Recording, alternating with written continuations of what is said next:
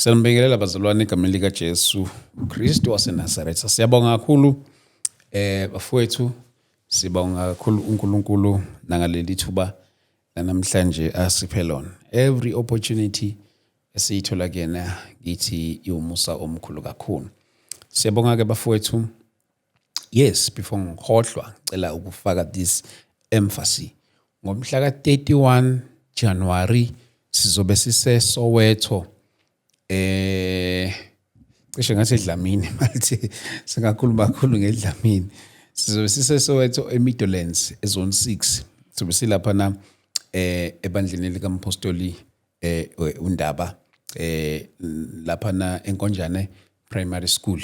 Ngiyacela nje ukuthi sihlangane khona bafowethu, sizobe sihlangane khona lapha na egameni lika Jesu. Sengiyaphambanisa ngithi kaMpostoli uNdaba, kaMpostoli uMbatha ukuthi kade ngikhuluma naye manje sobe sibandleni likaMpostoli uMbatha lapha na Soweto eMidlands zone 6. So you are all invited. You are all invited egameni lika Jesu Kristu waseNazaretha. Acela ukuthi sihlangane khona for the first time in history, hosting in the month of January. Ake siqale lenyanga, ake siqale emadolweni. Yazi ukuthi will be hosting different people from their different churches. La khona banye bazobe bena benema inhlaka ehlukahlukene zama prayers. I believe ukuthi by lolu suku ayobe sephelile mhlamba ahlukahlukene. Kodwa nawo mawukuthi umoya ukholela kanjani, mhlambe now on that day maybe unganquma nje inhlizweni yakho lokho umoya akholela khona. Maybe on the day you might be ukuthi mhlamba udecide ukuthi ube senkonzweni yomthandazo. Feel free. So we are going there to pray. Bazalwane bami, siyamkhulu uNkulunkulu ukuthi ikhona into asiphathele yona nakulonyaka. Let us go and activate the womb of the year 2026, and we believe that there is more egameni lika Jesu Kristu waseNazaretha. Before we start ngicela ukuthi ke sithandaze bafowethu egameni lika Jesu, and then bese singena engxoxweni yethu yanamhlanje. Heavenly Father, we give you glory. Thank you, and the honor and adoration. Give you praise. Siyakubonga uNkulunkulu Glorify nangaleli thuba namhlanje. Thank you. You are wonderful, oh God. uNkulunkulu wethu engcwele. There is nothing that we can compare with you. uNkulunkulu wedwa wazifunga ngezwi lakho. uNkulunkulu wethu engcwele, wena elithi izwi lakho mafunga ngajiki. You are God, you change not. In the name of Jesus Christ, Baba wethu engcwele, awuguquki, umile. uNkulunkulu wethu namandla, umusa wakho ke umile njalo. uNkulunkulu wethu namandla kuzibe phakade. Siyakubonga Nkosi, uNkulunkulu wethu namandla egameni lika Jesu Kristu waseNazaretha. Heavenly Father, we thank you for your merciful love in the name of Jesus. Baba wethu engcwele, uNkulunkulu wethu namandla, sibambe ngalezo zandla zakho uNkulunkulu wethu engcwele egameni lika Jesu Kristu waseNazaretha. Siyabonga Baba, uNkulunkulu wethu namandla, in the name of Jesus Christ, Lord God, we pray. We thank you, Lord. Amen. Baba Mpostoli, Sibalikhulu. siyabingelela. Asibingelele sibalikhulu ninjani? Hayi, ngomusa wenkosi siyaphila kakhulu, singezwa nini. Siyabonga, siyaphila ngomusa. uNkulunkulu sigcinile. Onyakeni omusha. Onyakeni omusha 2026. 2026. Yeah. Siyambonga kakhulu Mpostoli. uNkulunkulu ngithe mangisavula la ngikhumbuza abazolana ukuthi siyahlangana ngomhla ka 31 January. Yes. Lapha na eSoweto anda uphahla lwakho lapha na osivumele kulona ukuthi sizongena ngaphansi kwalo. Yeah. Yes, and yeah, we'll be having abazalwane from endaweni ezihlukahlukene, but ngithanda ukubonga uNkulunkulu kakhulu ngale platform nanendlela ebasiza ngayo abazalwane bakhulu kakhulu. Ngiyazi ukuthi nabanye angazi sekunjani ukuhlupha kwabo, abanye calling for ama prayers njalo njalo, because abanye uyibona ukuthi mhlawumbe abanye baye bavila phe nje nokubuka i-episode yonke uthola ukuthi inamba ishile kodwa bayifuna kimi, abanye njalo njalo. Kodwa ke ngiyazi ukuthi usukhulekele inhlobo ezihlukahlukene zabantu ngokwezimo ezihlukahlukene. I don't know if some do they come back for testimonies and also to thank God nje. Iqiniso sekuthenini sibalikhulu there are people who still come back and they show testimonies, and we give God praise for that, and we glorify the Almighty God. Bangafani nale pumputhe zahamba zangabuya zazobonga nakuJesu ukuthi just nje Jesus usivulile amehlo siyabonga. Yes. Bakhona ababuya bebonge. Yeah. Besho nje ukuthi ayempostoli siyabonga kakhulu ngangukufonele ngenkinga so wangikhulekela hayi manje sekuhamba right. Siyambonga uNkulunkulu ngalokho. Khona ke abavele bayithuleleke. Abuye sekethi impostoli yazi wathi wangithandazela khona ngabuyela lapha yana manje ziyangishaya futhi entweni ubona ukuthi abantu kushuthi abalaleli. You reprimand a person ukuthi you can't go to a place where you are afflicted kuyo and continue to say no, I'm going there and do the same thing. Uma into ingazange yakusiza ngalutho isazophinda futhi ingakusizi ngalutho. Yes. That's why it's very important ukuthi a sense of belonging it is very important. Abantu bazane noJesu. Yabona mabesizakala bazane noJesu. Bayamangaleke baningi abakulalelayo, abanye abantu abakholwa, abanye basindisiwe. Mina ke mangithandezela umuntu ngiyakubuza usindisiwe. Yes. Omunye wabona engathi ngirude mangibuza athi ampostoli ngakufonela ngasindiswa ngithi no you need to understand. Kufanele ngibuze lo mbuzo usindisiwe na ngoba ngifonela abantu ebayinhlobonhlobo mina abanye abasindiswanga abanye inyanga. Yabona? So to pray for them. Don't have a problem to pray for people. Yeah. But it is very important for me to ask those questions. And I'm a soul winner. You need to understand this. That's my code. I'm doing a great commission also. Before ngukhulekela akuintroduce to the source. Yeah, wazi ukuthi mawuphilisi ophiliswa ngompostoli uphiliswe uJesu. Yes. Yeah, lo umkhonzayo. Lo gave me this gift. Eish. Yeah. Bakhona ababuyayo to be quite honest. Abanye ke babuyi. Abazigenza ukubuya. Abagenza ukubuya bayithulela ke i-nature of a person. Yeah, nama characters awafana. Nama characters awafana. Yeah. So you understand those things ukuthi hayi khona vele nje uhlobo noma ungalenzelana ngeke libonge. Yeah. Kodwa siyababonga ababuyayo besho and give testimonies. Siyabonga kakhulu because it encourages other people, because those testimonies we also forward it to others to say if God did it to this one, he will do it to you as well. Yeah. Yeah, ukuthi izimo kayifani. Yeah, that is very very important. Abanye iadvice balikhulu sekuthenini ukuthi ngezimo ezingafani ungezwe abanye kuthiwa uthandazelwe kwavela wakhululeka same time. Anfazi izimo zena ayifani izingabantu. Khona abantu who need to go through a process of that deliverance. And it's not a once off. Yes. So umuntu vela athandazelwa akhohlwe ahamba yele abuyele into abayenzayo ke uyajump. Suka la ezomunye agijima yekuloyo. Asuke ezomunye agijima yekuloyo. Asuke ezomunye agijima yekuloyo. Lo moya loyo ayingathi abantu bangawuyeka ngoba babuya sebe nezitaptap eziningi sebexakekile athi empostoli awuzongixolela ngisuke ngayalana ukuzama ugijima ngiyagijima ugijima uzoza ukhathale. Relax and be prayed for. Thina masikhuluma into asine show yayo ukuthi izokwenzeka. Don't speak just to entertain people. We speak what we know. Eish. Yeah. Yeah, mhlawumbe nabanye labo uthothi bafona yazi ukuthi khona uthothi baka KZN ngiyenza ke nami uthothi ngiyenza nje survey incane ngicheck ukuthi Fana nabantu abangibukayo sometimes ngeke ngicheck nje survey ukuthi abantu abaningi bakuphi. I've discovered ukuthi in the past 3 months abantu abaningi ade bengibuka bese ko Eastern Cape, Cape Town. Ikakhulukazi nje amaXhosa. Yeah. For the past 3 months nje bona abantu ade bengibuka kakhulu. Yeah. Yes. So abazana abaningi othothi mhlawumbe bayakufonela badinga usizo. Mawucheck kusuke kungabantu abakuphi. Yeah, Eastern Cape kuyafona. Eastern Cape. Dlali kanjalo la. Maxhoseni bayafona ngifuna ukutshela amanga uqumbuko Mdantsane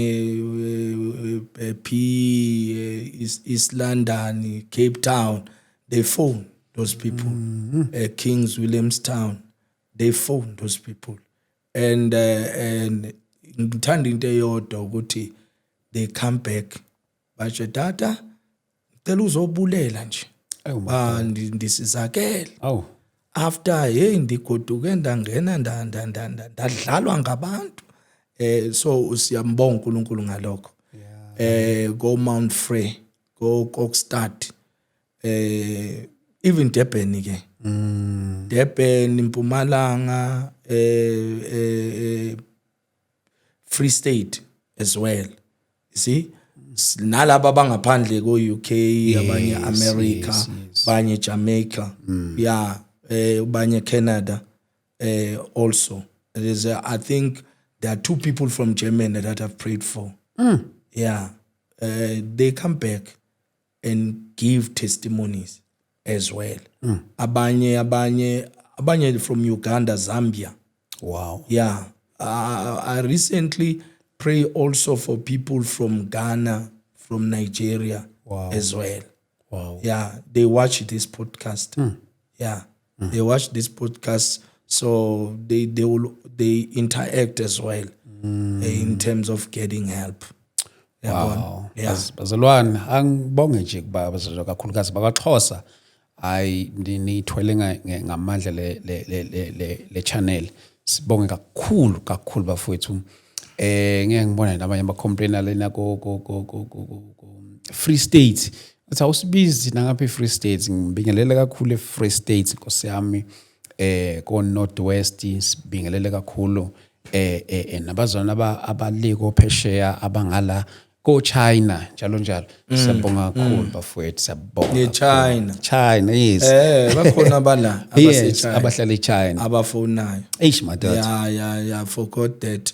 It's because angithi izinto ziningi nala ko Pitori ke awushe bayafona kunoko Limpopo Limpopo Polokwane Limpopo uTzanini koMalamlela ko Thoyandou bayafona ku Elim bayafona abantu benkosi bakhathela obuthakathi. And siyeza kuzo zonke lezi indawo, can just one person, just one sponsor nje who can sponsor these travelings. We want to go to Durban. I'm not too sure when we want to go to Durban. Koje phasika la kulonyaka lingo April. Yo, but sizo confirm abazalwane bami Durban we are coming maybe ngo March. Why not? Singasikhombele into yasekudeni. Maybe somewhere ngo March before iphasika because phela ngisi asenze izinto ezizophambana neyinqubo zamasonto. So makusuke kunephasika we cannot host inkonzo because suke into ethi ihamba nabazalwane.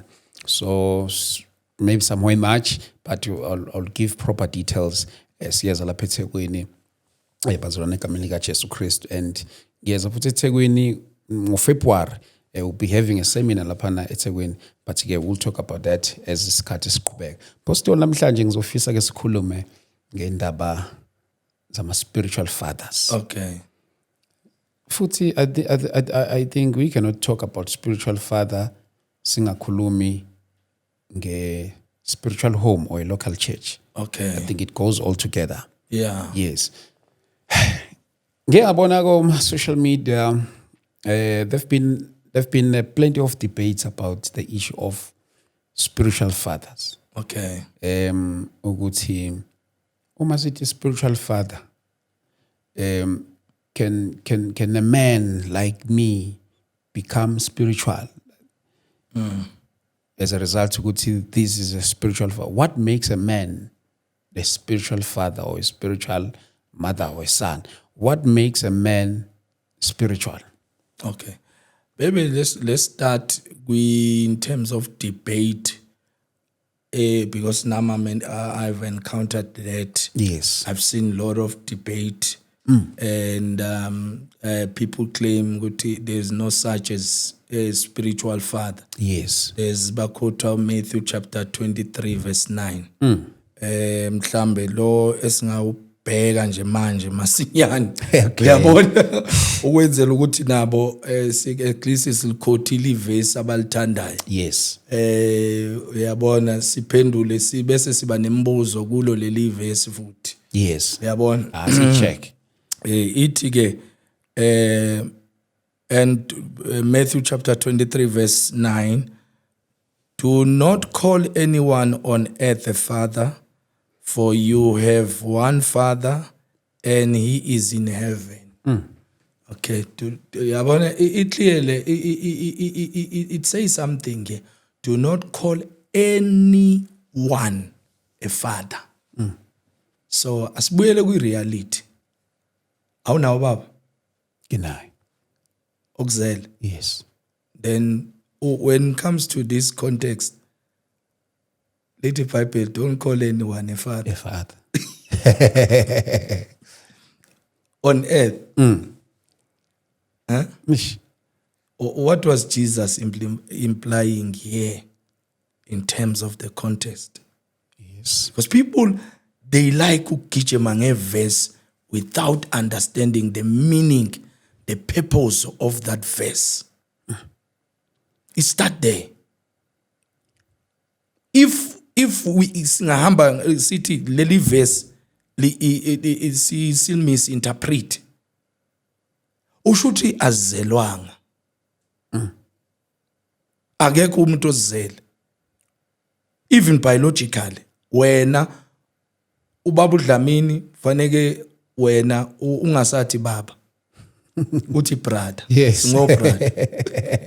Uthi brother. Yeah. Yeah, because I verse little simple, little do not call anyone on earth father. Then uPaul mighty bantwana lalelane abazali bene enkosini.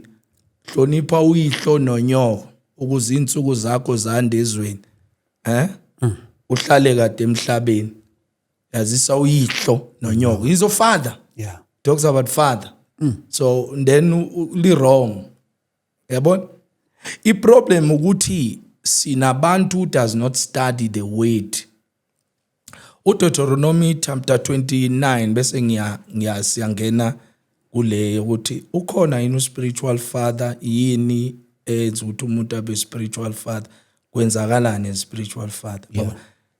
It's a lie to say iBhayibheli it's not clear. It's a lie. Naleli soliphendula. Okay. Leli esiqeda ukulifunda. Deuteronomy 29 verse 29 uthi the secret things belong to the Lord our God, but the things revealed belong to us, to our children forever, so that we may follow all the ways of the law. So la uJesu la mabe ngalifunda ukhuluma nabaFarisi nabaSadusi la ku Matthew 23 verse 9. Yeah. Because bathanda ama positions. So he was rebuking and discouraging ukuthanda ama positions. Yeah. Jesus in this context. Kuningi akaadressayo la. Abafana abazalwane abakuningi abakuphikayo okunye mhlambe sokudiscussa ngenye ilanga. Okay. Abathi akukho eBhayibhelini kanti kukhona. You see? uJesu is reprimanding the Pharisee nabaSaducees because they are entirely bathanda high places, bathanda recognition. Yabona? Yeah. Bathanda manipulate abantu and all those things. Yabona? So Jesus discouraged with this verse those Sadducees. Yeah. But let's go to now le upendula le. Is there any verse in the Bible that talks about spiritual father? Yeah. Because most of people, they said ikhuluma ngofadder in the law. Mina ngazi ukuthi isilungu why simanipulate isilungu kangaka. Isilungu sibroda sakini. So it is very important ungaphikisani nento ongayazi. And ngiya encourage abazalwane sibalikhulu ukuthi balifunde iBhayibheli with different version. Ngoba amanye ama topics esiza nawo la siphika into kanti sifunde ngeversion A1. Mawufundisa isiZulu awuzame isilungu, New King James Version, NLT, SEV, uzame TPT, uzame Message Bible, uzame Web Bible, uzame all these different versions, so that you can do justice whenever you present your case. Ish. In 1 Corinthians chapter 4 verse 15 ngifuna uyifunde nge-NLT wena uyifunde mawune NLT lapha Or NLT. NLT please. Okay. Ngingafundwa yimi ngoba ayifundwe kuwe. 1 Corinthians. 1 Corinthians chapter 4 verse 15. Yeah. Okay. Yeah. Ngoba ngithi siphendula lento le ukuthi iBhayibheli liyamusho yini liyavela yini igama elithi spiritual father in the Bible. Yeah. NLT. Yeah. Bheke lapha. Yeah. Nginokufunda Yeah. isiZulu lapha. Okay. NLT verse 15. Yeah. For even if you had 10,000 others to teach you about Christ, Yeah. you have only one spiritual father. Oh. For I became your father in Christ Jesus when I preached the good news to you.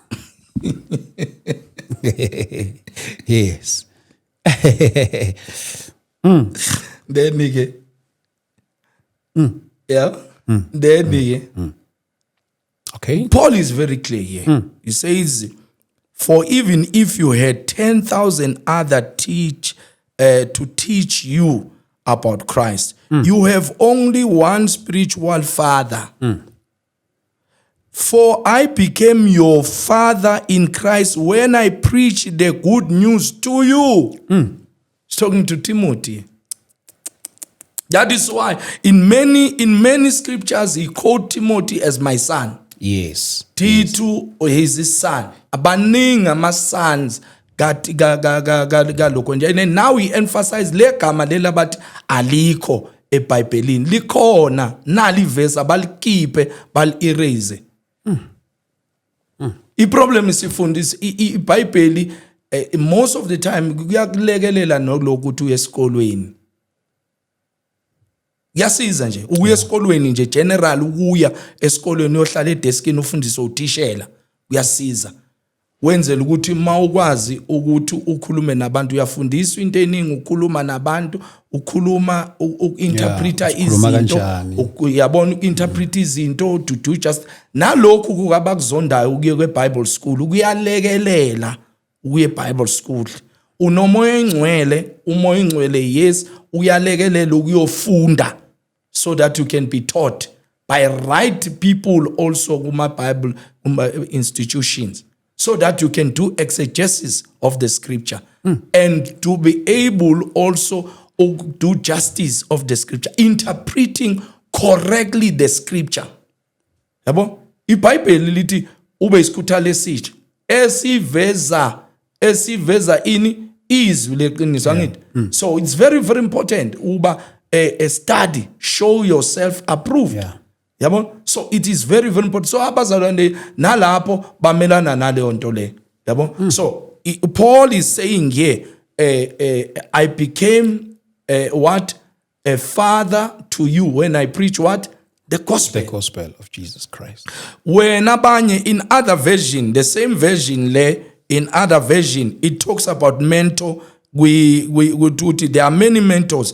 For you, though you might have 10,000 instructors le in New King James Version. Okay. Yabona it instructors. But amanye ama version akhuluma nge-mentor, amanye akhuluma nge-guidance. Besathi you in NIV it says you don't have many fathers. For in Christ Jesus, I became your father through the gospel. Your father through the gospel. So NNT said, your spiritual father. You've got only one spiritual father. Some of them are mentors, are guidance, are instructors. Ufana na uye esikolweni ne uyofunde entweni ethile, a person becomes a mentor to you because yiyo lesiphila kwi generation engafundisekanga sibalukhulu. Yeah. Ayina ma mentors. Ayina ma guidance, ayina ma instructors. Umuntu self raise himself. That is why there's so much chaos. Phambaniswa ama scriptures kwenzekwa zonke lezi zinto because azikho zonke lezi zinto lezi. Then ngifuna ukungena la i-purpose ye-spiritual fathering. Okay. I was about to go there. Yeah. Okay, born, yes. Yeah. Spiritual fathers are those who provide guidance. That's Okay. number one. Mentorship and nurturing in the faith journey of believers, akin to the role of a biological father in a family. This role is not limited to biological relationships, but extend to spiritual mentorship, leadership within the Christian community. So spiritual father idlala nayo indlela yokukhulisa while umzali wakho into enza ukuthi ku different ukuthi this is a spiritual father. It's because lo ubaba enkosini, lo biological father ilo ma different lawo kuphela. Uyaguide naye biological father, uyakhulisa kodwa mawufika enkonzweni ukukhuliswa a Christian walk uthola nawe a spiritual father esizokukhulisa ngokunenkolo, ngibeke kanjalo. Yabona, so sikunikeza guidance, sikumentore, sikufundise izwi, sikufundise inkonzo ye soul winning, great commission, siklead, yabo, sikumentore how to speak to people, what the tone of speaking to people. Yes. Yabon, the respect and the order, the Christian ethics, morals. Paul says in the book of 1 Timothy chapter 4 verse 12, uti be ye an example. Yabo, uti let no one despise you because you are young. Mentor Timothy at that time. Yabo, we are mentor. He is instructing, is giving mentorship as well to Timothy. Uti let no one despise you because you are young, but be ye an example in speech. The way you articulate things, the way you speak to people, be an example in speech, in conduct, yabo, in faith, in how you live. Sure. The lifestyle you live is very important. In purity. Phila ubungcwele phakathi kwabantu. It's a responsibility of a spiritual father. It's a responsibility of the father in faith. To teach you all about those things. Umuntu wesifazana awumnikeza ama false promises, aw promise ingane la ebandleni izinto ezingekho. Yabona, kanti ngaleso sikhathi leso awungeke uzuzishade. Yabo, it's a responsibility of a spiritual father to teach these boys and girls uziphatha kanjani. Yabo, it's a responsibility of a spiritual father to instill also the sound doctrine to the sons. Abantu abahambayo bayo lokhunja bayothwasa banogobela. Yeah. Those are fathers to them. Banogobela. Baba bizo mothers. Why manje sekufika when it comes to entweni yokukholwa, entweni yokukholwa manje yaphikiswa yokukholwa, sivumela siphikise zokukholwa. Sivumela zonke lezi zinto. Akekho umuntu ohamba eindaweni enganayo umuntu oyiguidance kuyi okanye oyimaster kuyi. So the issue of spiritual fathers, ngifuna ukuyibuza kanje le question. Ngifuna ukuyibuza kanje. Okay, do we also have spiritual mothers? A spiritual mother, ngathi most of the esikhathini esiningi it's not quoted in the Bible. Yeah. Yabona? But ke kusuke kushiwo isisho ngoba usuke eshade nomfundisi. Okay. We understand? Uthola ukuthi ke lona njengoba umama wami enkosini. That's why now we interpret it to esilungwini sithi spiritual mother. Lona umama wami enkosini ongunayo uthola ukuthi ke obanye umama enkosini uthola ukuthi kuleso sikhathi leso uya nayo omunye umfundisi. Yabona? Uthola ukuthi ngaso sikhathi leso uyafundisa naye ebandleni. Yabona? Phela thina that is why eBhayibhelini we are sober in whatever that we are saying. Yeah. Ufana ne-issue abazalwana abayidebatayo kakhulu. Akekho umamfundisi. Akekho the umamfundisi ukhona eBhayibhelini. Kusuke kukhulunywa labazalwane laba futhi mina ngizobhlungu magema nabantu abadala. Umuntu omdala umuzwe ukuthi uyahema ku podcast ahema umuntu omdala aheme ajabule ukuthi ushayelwe izandla bayamncoma because of abantu kanti ngabe uletha umqondo ophusile ebantwini azopresenta into ephusile ebantwini. So eBhayibhelini there is no quote of of umamfundisi. But kusuke kuwenzeka into engibekisa kanjani ukuthi lona unkosikazi kamfundisi dayileli igama leli lisungulekile ke lasunguleka ngabantu ukuthi umamfundisi in short. Yeah. But it does not implicate anything spiritual or what. Abantu uzobeza bathi umam bishop umam dokotela ukhona yini. That's a foolish reasoning. That's unkosikazi kadokotela. Yabo? So akaze omunye ngayibeka nje athi umam dokotela or what. It does not mean anything. It does not affect people or do anything. Si debate ngezinto ezingasebenzi ndesimele umsebenzi omningi efa ngabe siyawenza. The problem is Sibalkulu. That is why all people needs to belong to a local church. You said that. So that they can be taught. Is taught number one, our belief statement. Yabon? Our belief statement.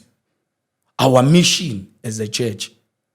Our purpose of existence, the vision of the church. We need to teach about those things. Our mission, the greatest commission, teach about those things. You'll never find them endaweni ezuvanze or endaweni ezingaphandle. You get those things from the local church. When you are submissive, you are taught. Umuntu oqhamuka eshaba fundisa esigangeni irebella lelo. So namhlanje iproblem ama rebellers ayiwona afuna ukuthi azokhuluma instruct yiwo la aphika ama spiritual fathers wona ama rebel because they want to do as it please them ngoba a spiritual father mawubheda uthuka abantu lapha esigangeni uthi evangelism a spiritual father will call you ukuthi awushumayela ivangeli uyathukana wena. My salvation life as a believer, is it complete now without having a spiritual father, or is it incomplete? Umbuzo uzothi Sibalkhulu, did you saved yourself nje wasindiselwa wena without anyone leading to Christ? Yeah. Yeah, you know? That's why Paul said, I became your father in Christ when I first preached the gospel. But in a case whereby, let's say, usewadlula emhlabeni, like Babu NJ is told. Yeah. In that case, what do I do? I've got mentors. I've got mentors whom I regard also as the fathers in faith. I've got mentors. Sibalkhulu, angifuna ukutshela into eyodwa. I knew 2003 when God gave me a vision. that God has called me as an apostle. But to be quite honest, njengomfundisi uMbatha. Yeah. All along I used to call myself Pastor Mbatha. Yeah. Pastor Mbatha. So now when you write, it does not affect me anyway. You write a Pastor Mbatha. Yes. But sometimes you call me Apostle Mbatha. Yes. It was the fathers who said, God confirming my calling. Ukuthi uNkulunkulu gave you an apostolic mission, an apostolic grace. In South Africa and out in South Africa. Confirmed by generals, fathers in faith. One of the father in South Africa, I went and sat down with, because mina ngiyabuza mina. Yeah. Ngimncane. Yabona? Ngimncane. Ngokomnyaka. Kunabantu abahambe phambi kwami within ministry. Yes. I need to ask them questions. Yes. I need to ask them certain things. Yes, abanye bathi si direct umoya engcwele. Abaqhubeke. That's why beshayisa. Yabona? That's why beshayisa. Uyabuza indlela kwabadala. Godfathers baningi. We can quote them even here in South Africa. Yabona? So one time I said with this father, yabona, because angizange ngisho ukuthi ngizala, I won't mention his name. Okay. Ukuthi for the sake of order. Yes. But I sat down with him. While in our conversation, he mentioned the apostolic grace upon your life. Why you ubiza mfundisi Mbatha? And I explained, hey, mina I like function more than to be called an apostle, but I like the function. Yeah. Ukuthi cace ukuthi even noma ngawuthi ungumvangeli, that's why mina noma ngathi mvangeli angilimali, because ngiyavangela futhi. Yes. So ngivangele for quite a long time, winning souls, and so I still do it even now to win souls. So he said to me, one of the most important things, they explained, he said, one of the most important things, grace apostolicship. uNkulunkulu my grace nga that one. Sebenzisi office uNkulunkulu akubeke kulo. Uzobona umehluko in terms of lot of things spiritually ozenzayo. And it was good for me to listen to that father. What I experience now, then after that I changed now. I said, Apostle Mbatha. Yeah, you understand? I changed. The father has spoken. Many fathers outside the borders of South Africa mentioned that. I mentioned that.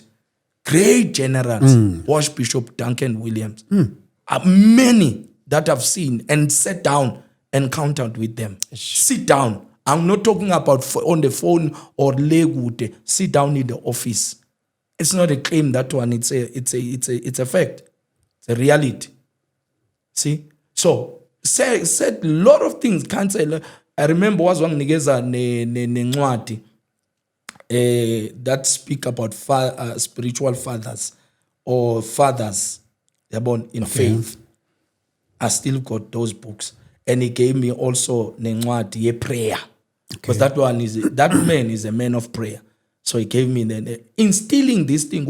You need to go and study these books. Pray.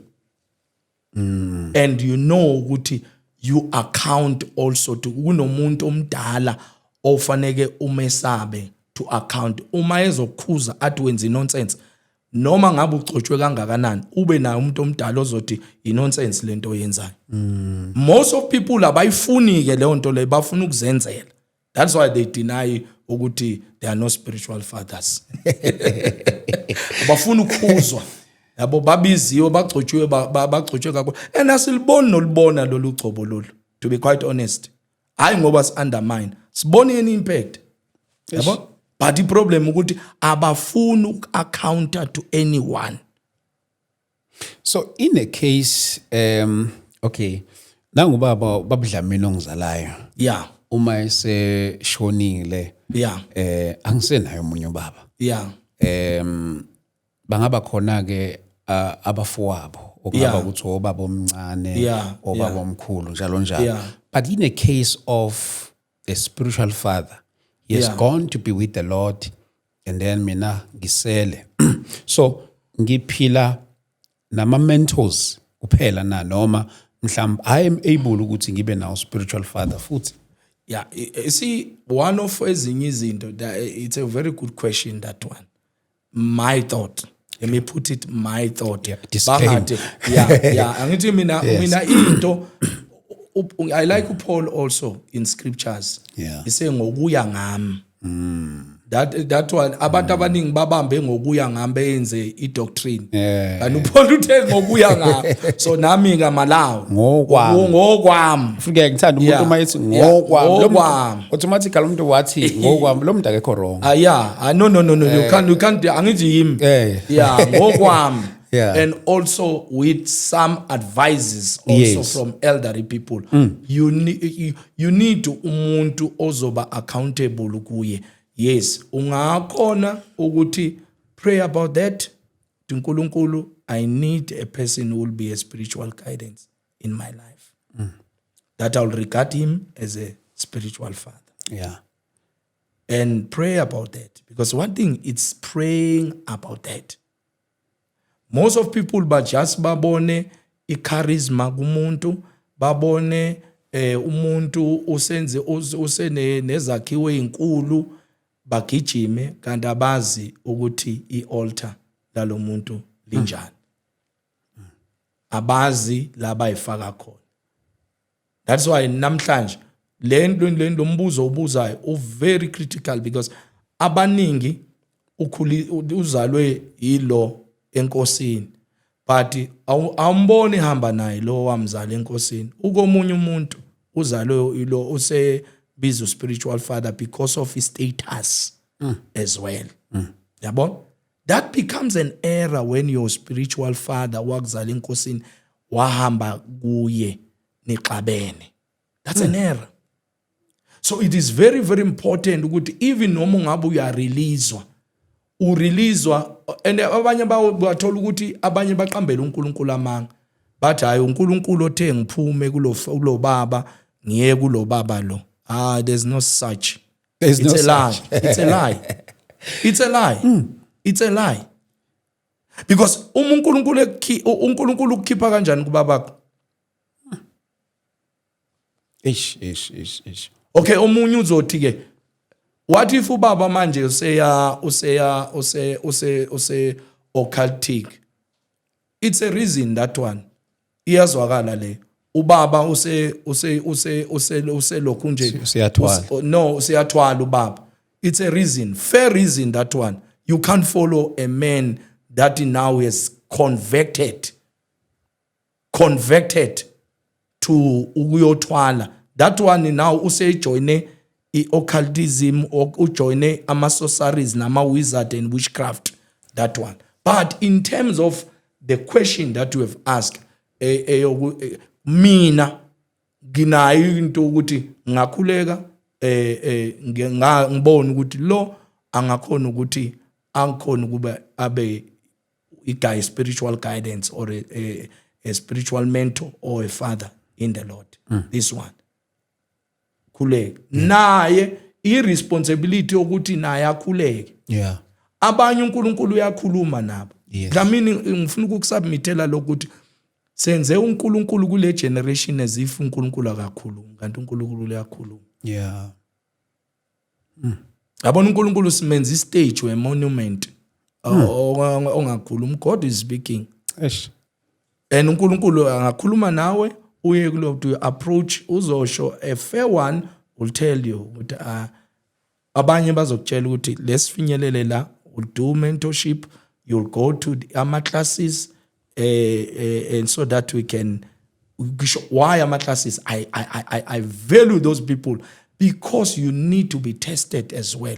You need to be sound as well. So bekusuke channel ukuthi ukwazi ukuthi when you present your case, when you come before people, kuyaziwa ukuthi usound bakutshela ukuthi these are don'ts and do's. Yabo, so abantu abaningi babalekela leyo responsibility, babalekela leyo nto leyo accountability yama don't. Bafuna nje abo do's. Why. And a spiritual father, a father in the Lord, uyakusiza kakhulu. Iqiniso lisekuthenini ukuthi as you are aging, you need experience yomunye umuntu osedlulile kulesimo lesiwena ongakadluli kuso. Yeah. Ufana nezimpi ubabakhe enkosini asezilwile. uNkulunkulu uyagrace ukuthi by that grace wena unqoba because of what? You are connected to this man. One, you are serving uNkulunkulu. Kunezimpi ezingadingi ilevel yakho. Sidinga a higher level more than you. Asilingani spiritually, even if I do deliverance, kunobaba abadala udid deliverance more than I do, more before I did. That engangabukela kubo. Engingabukela kubo ngathola guidance kubo. So angeke ngize ngithi sesiyalingana emoya enkosini. It's a lie. It's a serious lie. It's a lie. It's you are undermining even player lingana no coach walo. Never. Ugobele ithwasa lingana nogobele. So Why ezinye izinto zi general ezinye izinto. Awulingana nogobela musa. Ulingana nothishela wakho? No. Awulingana naye. That is why even when ubona uthishela wakho noma usuccessful kangakanani, you always call this is my teacher. Yeah. Noma wena so yofundisa usuwenza ama practicals or uyofundisa so uthishela, uya always quote ukuthi lo wangifundisa uthishela wami lo. That simply means he is your senior in the Lord. Is your senior also generally. Is your senior. Saying it is your senior general. So yize ezinye izinto leza abantu abaningi abazibalekelayo. That is why babalekele accountability nokuqeqesheka. That's why nabantu abaningi abakhuluma bephambanisa ama scriptures. Another question: spiritual father is able to. Okay. Ngikhumbule le question la ngayibona. Spiritual father, are they able to curse? Mina, I'll tell you one thing. It's general, that one also. Yeah. Ubabakho, one thing obuyakuzala afuneka kukhesa. Yeah. Yes. Yeah, afuneka kukhesa. Ish. Ubabakho ngithi. No way. Mawubuya, angithi usazobuya engqondweni. Ubaba uLuke chapter 15. Indodana yenze njani? Ithatha ifa iyahamba. Lokho ayahamba. Why case ubaba? No. No. We do exactly as the scriptures instruct us. Ubaba wabuka indodana indlela ehambe ngayo. Wabuka indlela le ehambe ngayo. Ile ndlela indodana eyabuya ngayo. Enhlizweni kaBaba kwakunalento le ethi usazobuya umntanami noma ngabe uthathe konke wahamba. Yeah. Ngoba indodana lapho he was rude to take ifa ubaba esaphila. Yahamba yayolichitha ezweni elikude. Kodwa ubaba wenze njani? Ulokho ebhekile. Yeah. Ingakho ubaba wayibona indodana iza, akazange ayoyifuna indodana. Kuleso scripture lesi kulahleka icoin iyafunwa, ulahleka a sheep iyafunwa. Makulahleka indodana iyayibuyela. Yabuya indodana ngendlela eza ngayo. Ubaba wayibona, wayigijimela. When you read the scripture, wayigijimela wafika wayanga. Embracing indodana enjani ebuyile. ukuba ubaba uyikhesile indodana ishayeke ngenxa yokurebella ekhaya. That is why amanye amadodana ashayeka ngenxa yokurebella Yes. ekhaya, not because ubaba uyikhesile. Yeah, ne. Yeah. There are men of God who are quiet kabi kodwa let me tell you something. Umdelele. Akuyi uphendula yena kuyophendula uNkulunkulu. Lo uNkulunkulu lo wena bowuthi uNkulunkulu kabani? uNkulunkulu kababa. Kuyophendula yena. Yabo? Ukhumbula ukuthi ukudelela ezintweni eziningi kunama consequences zazo nje, kunama implications zayo. Udelela umzali noma engashongo lutho kuwe, biologically parent kuwe, kodwa iprinciple ithi udelela umzali wakho wena automatically usuzifaka esiqalekisweni. It's a principle. So you can change methods but you cannot change principles. I-order le. Why Bible lithi bantwana lalelani abazali benu kuphi enkosini. Hlonipha uyihlo nonyoko. Ongumyalo oqalo nesethembiso. Ukuze kube kuhle kuwe uhlale kade emhlabeni. There's a longevity, there's a long life when uhlonipha uwazisa abantu abadala. There's a long life. It's a principle on its own. When you respect, it's a principle on its own. So umzali akudingeki ukuthi athi ngiyakukhesa athi ngime lapha ngiyamkhesa lo. No, you don't understand. Yes, some of them they do those things and stand and say, I curse this person for the pain that he has caused me. But lo mntwana mayebuya kuwe one day, let's say for your biological child, ubuya lo mntwana eseshayekile semazombo zombe ngekhesi yakho umkhese ngayo, uzofuna bani futhi to take care? Uzothekela lo mntwana lo. So you can't create a necessary burden for yourself. Akathe eshayekile ngaphandle shaye uNkulunkulu noma eshayeke umhlaba, ngoba abanye bashaya umhlaba, eshaya umhlaba ngenxa yama decision, foolish decision that he or she has made. Athi mayebuya abuye athole izandla zika baba zivulekile. Mhlawumbe umuntu uthola ukuthi nje maybe on a spiritual side nakho la ebandleni bengiyaseva la, and then the time come whereby ngibona ukuthi ayisekumele ngivule yami ministry, and then ngihambe ngihambe angikutshelanga ezonke izinto okanye ngihambe sekunama problems bese ngihamba ngiyoqala nami umsebenzi. Because is it important as a spiritual father maybe to be part of what I'm doing okanye for umsebenzi wenkosi sengiyoqala ngiphuma khona la? Ekhaya mawuphuma biologically ubaba uyamazisa, ngisho nje general, yes, uyamazisa akhuluma isibusiso emzini wakho ekhaya. That is why ubuntu bethu sithi lo muzi kababa, because wenze njani saphila, yabona, kusuke kukuhlonipha lokho, yethu uthengile lo muzi, yabona. It's very important ekukholweni. Ukukholwa does not substitute respect nama principles are right. Ngiyakuvuma lokhu mina ngithi yabona nje ubuntu busifundise into eziningi nokuhlonipha, nokwazisa abantu abadala nabantu aba ahead of us. Yes. Emntwini abukubuhlaza awuveli kini awuveli uphume kini nawe sibalukhulu nje uphume ekhaya uthi sengihamba ke mina salani la ushaya umnyango, ngoba lesemnyango ushayayo uzowudinga kusasa.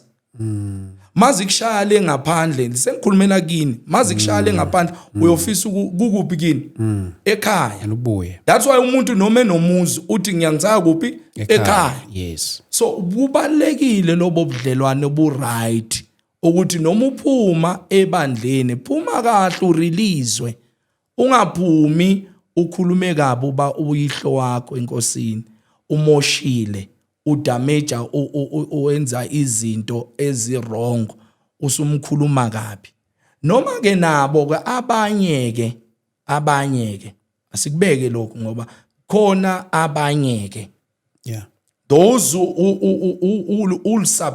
awazoyicindezela indodana ubone ukuthi hayi la usecomputer nendodana yakhe enkosini kanti ngabe udlala irole ye-mentorship nokuguide indodana mayiqala yenza kanje avela ihamari ayikhulume kabi enza abanye abazalwane baxabane wenzele khona ingceke ezenza kanjalo zenza ukuthi abazalwane baxabane ukwenzela ukuthi akhona ukuthi akhulume mayikhuluma nawe ukhuluma ngalolu hlobo kodwa wena kwenza ukuthi uxabane nalo uyayibona ayenzela ukuthi ningazwani ngoba ukuzwana kwenu that one is not a father that one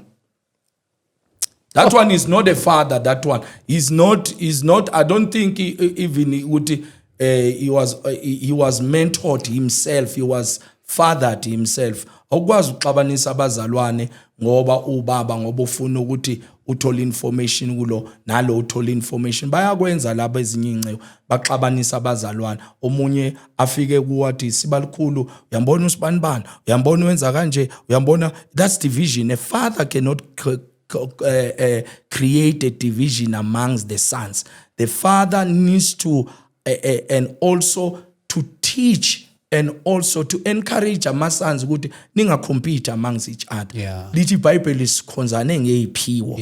So into eyodwa engishoyo mina ukuthi kubalekile lokuthi ekhaya nje even in the local church respect ihamba phambili. Respect lokho kwenziwayo, respect noma usuthi ke izinto eziningi awuhloniphe ke iorder ne system yala ekhaya ngoba yonke into empilweni yabona Zamdlamini mina I've got a problem ngabantu abamahlathi. Baningi abantu abayihlathi uzwe kahle uthi la khuluma ihlathi la wakhuluma umuntu eyihlathi forest yonke indawo you build you see now you've got a podcast, you've got systems. A local church has got systems. True. That brings order as well to this local church. So in the order abantu abaningi they fight the right systems in the church order yasesontweni ufana ngengibekise nalento le yokuthi uma you approach a girl thina sakhula thina awuyi kwintombazane direct. You see it's a system abayenza abanye bathi ikuphe eBhayibhelini na ufunelane eBhayibhelini ayike eBhayibhelini. But it was a system eyayisebenzela lama abantu awobaba abadala nabakudala ukuthi ma approach intombazane iya kumfundisi uthi sengibona intombazane enje nanje so that the into yakhe iyokwaziwa ikhulekiswe ikube nento right ulokhunjwe uguidwe there and there ukwenzela ukuthi yonke into izokwenzeka ngeprocedure ukwaze ukuthi awuyixhaphazi le ntombazane le futhi awukwazi ukuthi uxhaphaze le ntombazane uthukise ibandla uthukise bese udelela nomndeni kusuke ukuhlonishwa umndeni. That is why kwakhiwa lawo ma systems. You understand? So abantu abaningi uzothola ukuthi basha ama systems and ama systems kwathole uthi ikuphi Paul wayikhuluma kuphi hayi kufana manje ikuphi eBhayibhelini podcast kukuphi ukuthi shoot eBhayibhelini nabo laba abanye bakuphi ukuthi bayibezela ku podcast bazokhuluma bona babakhuluma basha ama systems ukuphi ukuthi bezela bazokhuluma mfuna ngabe basesigangeni phela bashumayela uJesu nje kuphela kuphi ko also ukuthi bakhuluma bezela. You see ezinye izinto sishaya ezinye izinto kanti kwathina asihloli kahle izinto. We need to be wise. Wisdom is required from God and uNkulunkulu mayekunikeza wisdom you excel. Wow. Pastor siyabonga kakhulu. Siyabonga kakhulu isikhathi ke hlezi sisitha. Maybe mhlambe your last words kuyona le subject ukuthi abantu bayidingile. We'll try our level best ukuthi sikwazi ukuthi siyenze a continuation of it. no problem. Yeah. My last word is ngizothi everywhere, whether ekhaya, whether enkonzweni, abantu abadala bayohlala ngabantu abadala. Yeah. Ngeke salingana nange experience yokukholwa, nange function, nange spiritual matters as well, nangama battles asilingana, nangokunqoba izimpi ngeke salingana. And uyamdinga umuntu oselwe wanqoba izimpi, wena osayozilo. Siyadingana. Nomdala uyamdinga omncane, nomncane uyamdinga omdala. God bless you. Sibonga kakhulu Mpostoli. Mhlambe nje akusicizelele bona lapha ukuthi sihlangane lapha lapha ebandleni lakho ngomhla ka-31. Good. Hayi lapho kushubile. On the 31st simema wonke umzalwane, simema bonke abantu on the 31st of this month. Yes. Wo wonke umuntu ukuthi eze sizohlanganyela sivula lo nyaka nje wokuqala nje weJanuary. Sizo declare also unyaka uqala. Yeah. Simema wonke umzalwane, moma bonke abafundisi, simema asihlanganeleni.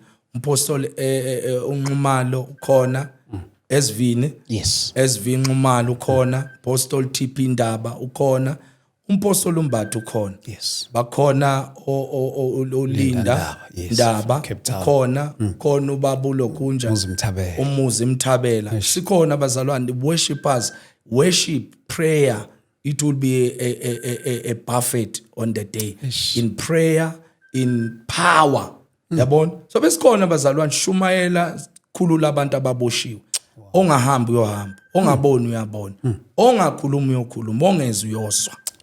Siyakudeclare lo. Sibonga kakhulu Mpostoli. Mhlambe sesishiyile inamba yakho kulama seconds abo kuba bathanda ukuxhumana nawe. Okay, it's 083 773 8544. Enye ongangixhuma kuyo it's 073 344 4436. Thank you so much. Bafowethu nje basishile kuMpostoli asibona nekhona lapha ke Soweto 31 kuyona lenyanga January 2026 asibonane khona. uNkulunkulu kanibusise alingcine sibonane nange episode yethu elandelayo. For more info 0788 417 844 mafuna ukuxhumana nathi okanye you want to partner with us to make this service a success. God bless you. Amen.